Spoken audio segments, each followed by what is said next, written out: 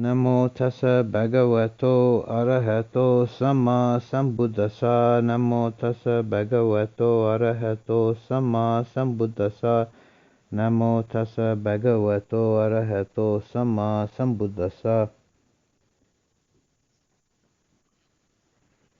I've often quoted the Burmese master who said that Vipassana meditation is not psychoanalysis. And his criticism of Western practitioners is that they very often, instead of doing Vipassana, they think they're doing Vipassana, but they're actually doing a self-psychoanalysis. Everybody starts, or mostly everybody starts the practice in the first place because of some form, some version of suffering. People take up a spiritual practice to find peace of mind and hope to unravel their neuroses and their personal issues through the practice. And this is valid enough as a starting point. Something that my teacher Kema used to say was that even the motive purifies itself with time. That as the practice matures, the motive becomes more sophisticated, more profound.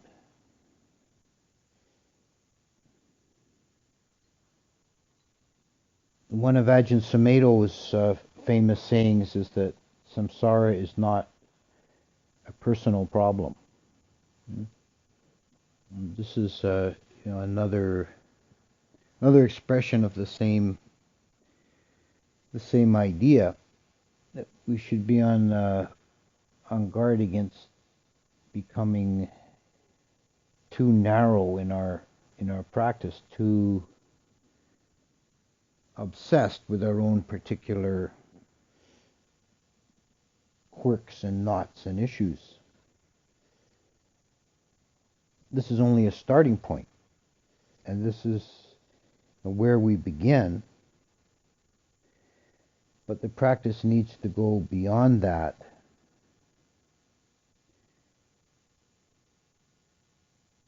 The Tibetans have a concept they call taking the big view, which means not being focused on a self position, but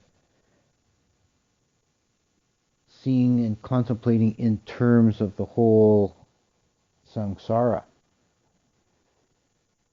Now, one of the expressions of that in the Tibetan tradition is what's called the mandala offering, which is a mudra that they do with their hands.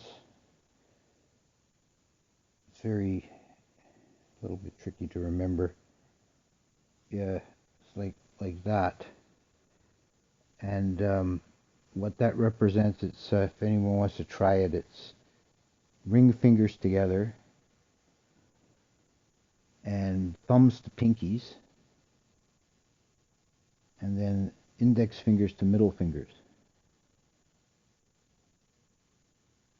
Now start with the ring fingers together, extended upwards. Yeah. And then the thumbs to pinkies, thumb to opposite pinky. Okay? And then index finger to opposite middle finger. That represents Mount Sinaru in the Four Islands. Yeah, that's it. A little trickier than the Vulcan sign, yeah. I wrote an article some years ago when I first started working on my book. I wrote an article summarizing some of the ideas for Tricycle magazine, and they had it proofread by a Tibetan expert, and I had interpreted that mandala offering in a very Theravadan way as saying that you're abandoning the whole samsara, and that is actually not what the Tibetans think of when they do that. he told me they think of taking the big view. It's a term translated from the Tibetan, which means you think in terms of the whole cosmos, not just in terms of your own ego position. That's something that's very evident in the cosmological scheme of ancient India, is that human beings are very insignificant in their whole, total picture. They're often one little island in some obscure corner of the world system. And it's the same in our modern understanding of the universe, is that the planet Earth is just one planet around a kind of mediocre sun at the edge of a medium-sized galaxy. It's not any particular special place. But it's hard to have that kind of view foremost in the mind. We tend to see ourselves as the star of our own motion picture, rather than a bit player also ran. Someone way at the back in one of the crowd scenes.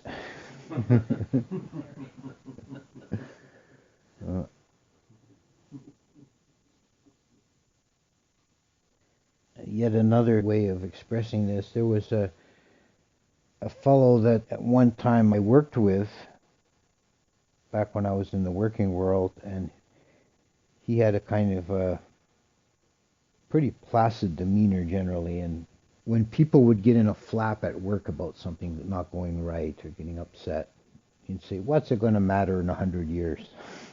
and it's kind of redneck Zen. but if you think in that terms, you get caught up so easily. We get caught in our own little dramas and this crises, and this situation is so intense. Just think to yourself, what's it going to matter in 100 years? It's not very much. Not very much matters 100 years later.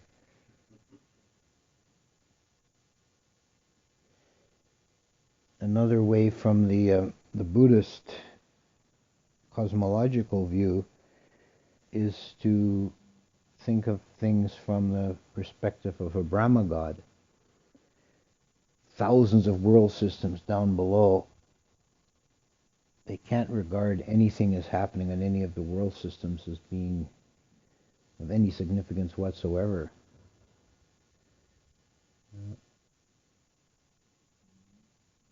Could also approach this from a slightly different angle and think in terms of process, not content. This is another quote from that same article that had criticized the Westerners for practicing self-psychoanalysis. That we should be moving towards a more universal, more abstract understanding of the processes of the mind, rather than seeing them all in terms of my particular reactions, my particular attitudes and thought forms. Trying to understand the nature of mind and the nature of consciousness, the nature of feeling, the nature of mental formations, and all these things in kind of abstract.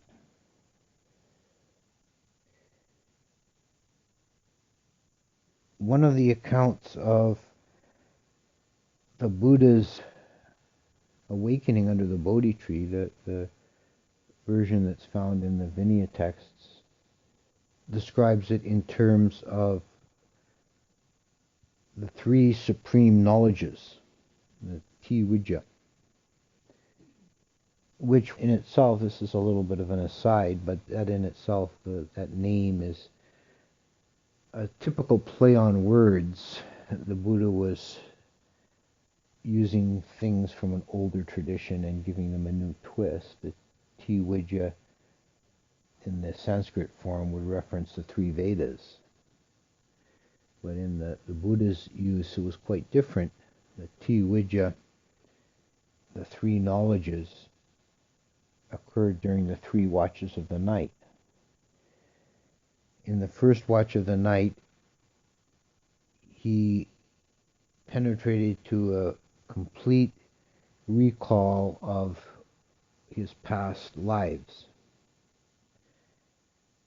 So you could say, in a sense, this knowledge was like a very profound kind of psychoanalysis.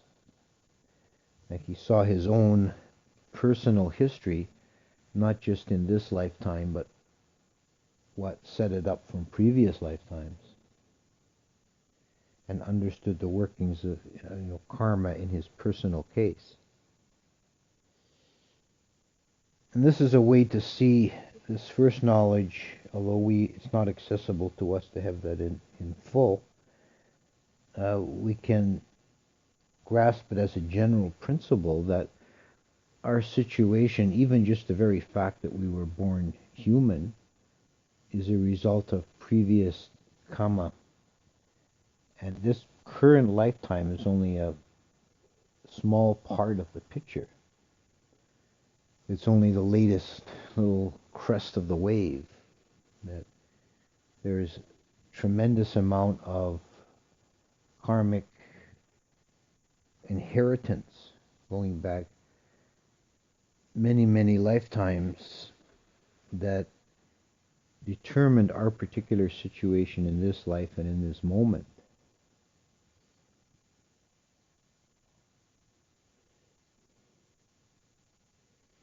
That's certainly something to bring to mind if you ever fall into the unhealthy mind state of thinking, why me, poor me, why do I get all this bad stuff?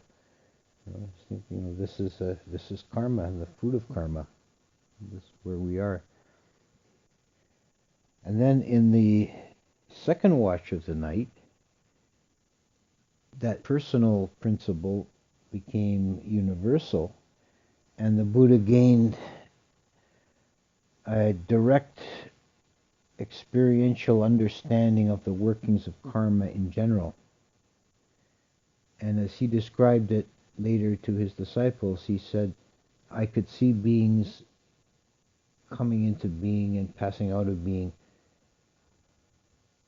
passing from this state to that state, just as if I was sitting on a seat in the village commons and watching people walking by and going in and out of buildings. So he saw the whole world in the same terms, the whole universe, as beings constantly in a state of change. And beings are constantly moving, constantly changing. Even within one lifetime, constantly changing. Think of the person you were 10 years ago, or 20 years ago, or 40 years ago. Not the same person you are today. There's a linking, a chain of cause and effect. The things you think about, the things you're interested in, the things you do are quite different.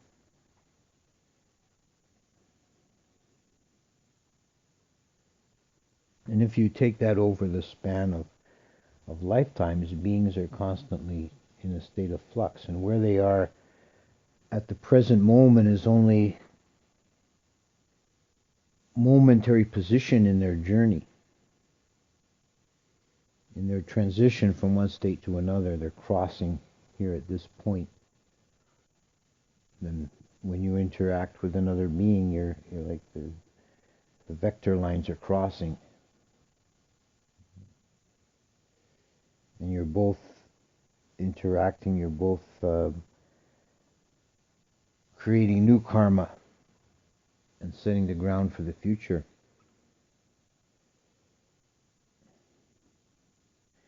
And this concept of beings constantly changing state and passing in and out is a good one to bring up when you are upset with other persons, when the behavior, the actions of other people aggravate you, irritate you, making you upset in some way, don't personalize it. Don't think of them as a fixed entity. They're a work in progress. They're in a state of transition, and they're at karmic position at this moment, just as we all are in our own particular position, karmic position at this moment, moving from one position to another. Nobody is a fixed entity. So it's really quite misleading and incorrect to think of beings as this one is an angry person, or this one is a kind person. At this moment they're manifesting anger or kindness, and that because of the lawful nature of phenomena and the way things change, that may persist for some time in that state, but that's not their essence. In actual fact, there is no essence. There's only changing conditions. So this is the second watch of the night. And in the third watch of the night, the Buddha attained to his supreme awakening. This is when he became the Buddha. And it's said to have occurred just as the planet Venus was rising above the horizon before dawn. He attained to what's called the destruction of the asavas. The asavas being the root defilements, the underlying ignorance chiefly, being the deep-seated corruptions of the mind that prevent us from seeing things as they actually are, from being fully awake.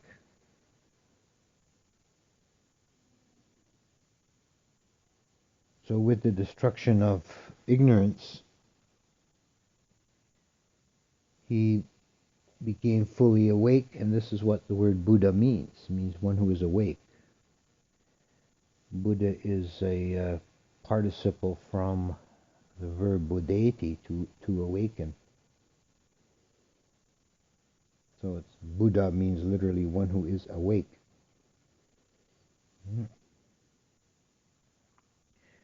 And that wakefulness is what we should be working towards in our practice, working to be more fully awake and not caught in the delusions, the dreamlike states of our own self-creation, but to disperse those mists and see things clearly.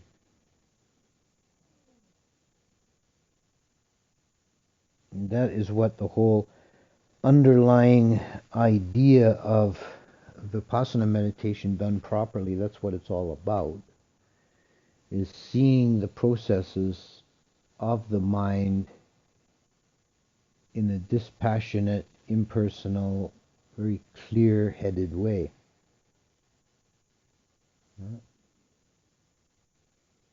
We can see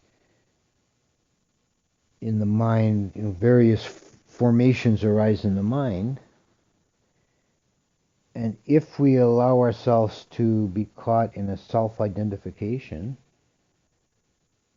if we're taking this self position, and we're taking the narrow or little view, then these mental formations can catch us, and we can get caught in things like memories, regrets, fears, anxieties, desires, unfulfilled desires.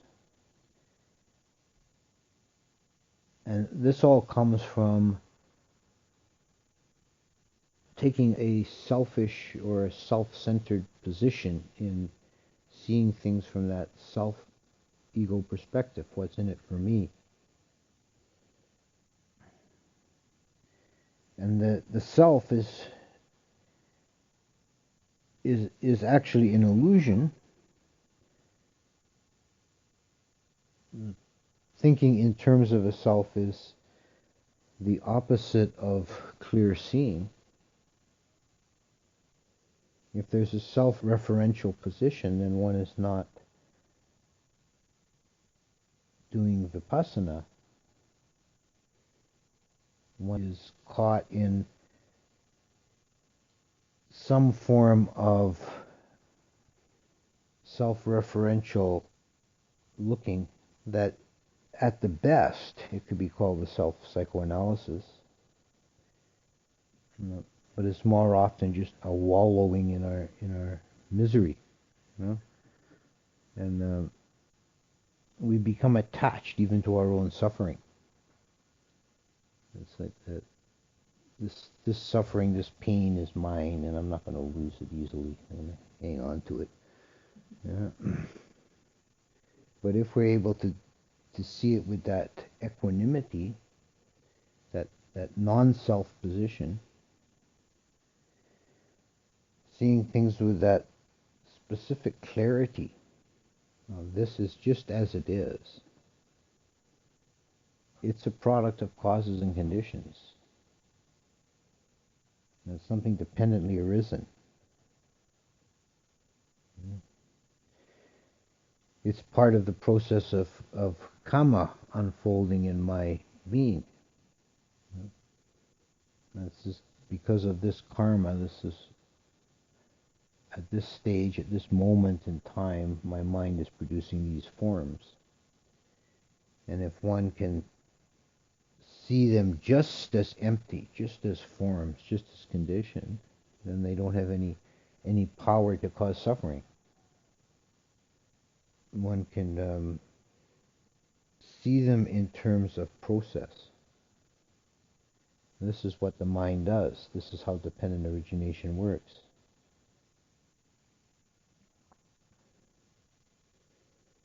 And you will essentially have that clear seeing if you are operating from the knowing mind, from the citta.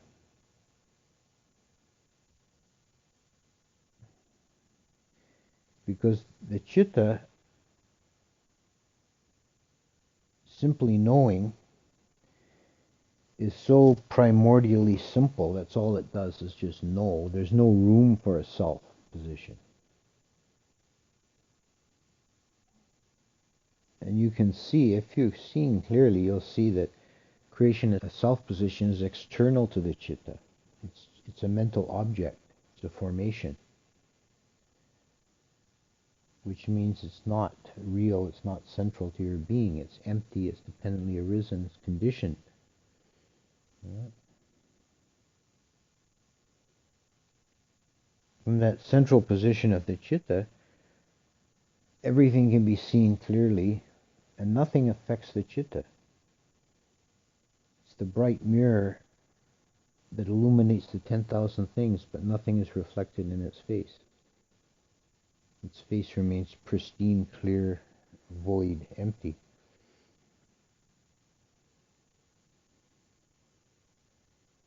Yet another angle to contemplate, which is also dancing around the same central theme, is the Huayan Buddhist emphasis on unobstructedness.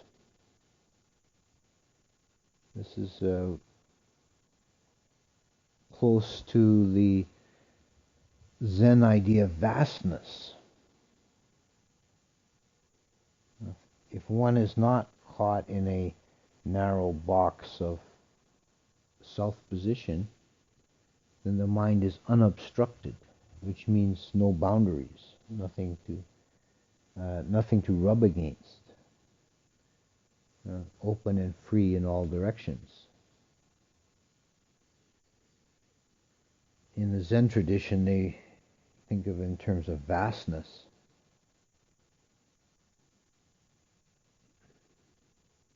There's a story about Bodhidharma, who was the Indian who went to China, brought Zen to China, or Chan as they call it in China. He brought Chan Buddhism to China. And the story goes that the emperor summoned him to interview him and hear what his teachings were. And the emperor said, I have founded so many monasteries and I've supported so many monks and I've built so many stupas, and what kind of merit have I gotten from all this good works? And Bodhidharma said, none at all, no merit, vastness. And the emperor was astounded. He asked him to explain, and it says, the text says, by way of explanation, Bodhidharma turned without a word, strode from the hall, and sat facing the wall for 9 years.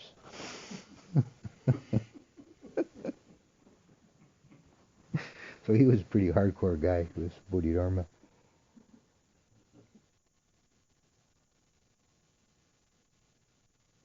So this idea of vastness is to not be caught up in petty concerns. It's another expression of the idea of big view. Thinking in terms of the big picture, the open, spacious view, not the narrow personal view, which is only our starting point, but it's something we need to get beyond if we're going to make progress.